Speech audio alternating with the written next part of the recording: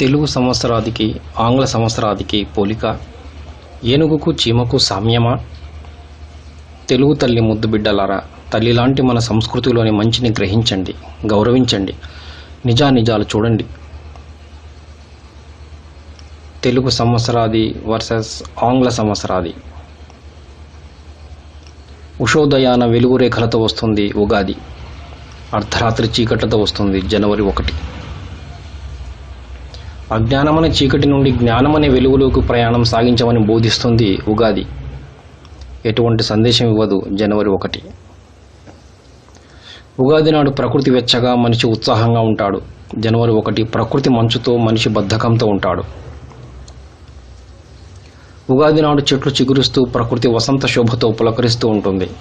జనవరి 1 నాడు చెట్లు ఆకులు రాలుస్తూ, ప్రకృతి శోభావిహీనంగా ఉంటుంది. ప్రతి ఉగాదికి అర్థవంతమైన పేరు, భవిష్యత్ సూచికగా ఉంటుంది. జనవరి 1 నాడు కేవలం అంకెలుంటాయి. ఉగాది పచ్చడి మనిషి జీవితంలోని కష్టసుఖాలకు సంకేతం, ఆరోగ్యప్రదం. జనవరి 1 నాడు మనం తినే కేకులు మనిషి ఆరోగ్యంపై ఎక్కుపెట్టిన బాకులు. చక్కని నిర్ణయాలు తీసుకున్నటకు మనసు చురుకుగా, బుద్ధి తీక్షణంగా ఉంటుంది ఉగాది నాడు. జనవరి 1 నాడు విపరీతమైన చలికి మనిషి శరీరం, మనస్సు రెండూ మొద్దుబారి ఉంటాయి. ఏ నిర్ణయం తీసుకున్నా, అది ఆర్థిక సంవత్సరమైనా, విద్యా సంవత్సరమైనా, ఉగాది నాడు అనుకూలం. ఏ నిర్ణయం తీసుకోవాలన్నా ఇబ్బంది, తేదీ ఎటు కాకుండా ఉంటుంది జనవరి 1కి.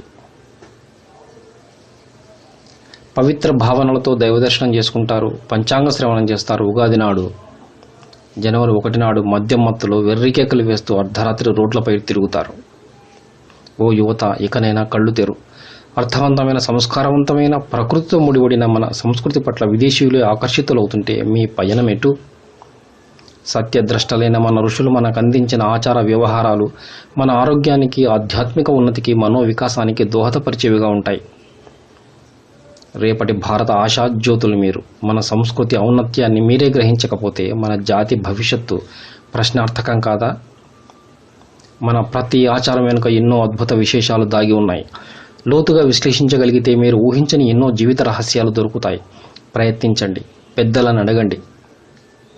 స్వధర్మే నిధనం శ్రేయః పరధర్మో భయావహః అన్న గీతాచార్యుని బోధ మరవకండి. భారతదేశ సంస్కృతి పరిరక్షణకు కంకణబద్ధులై ఉంటారు కదూ.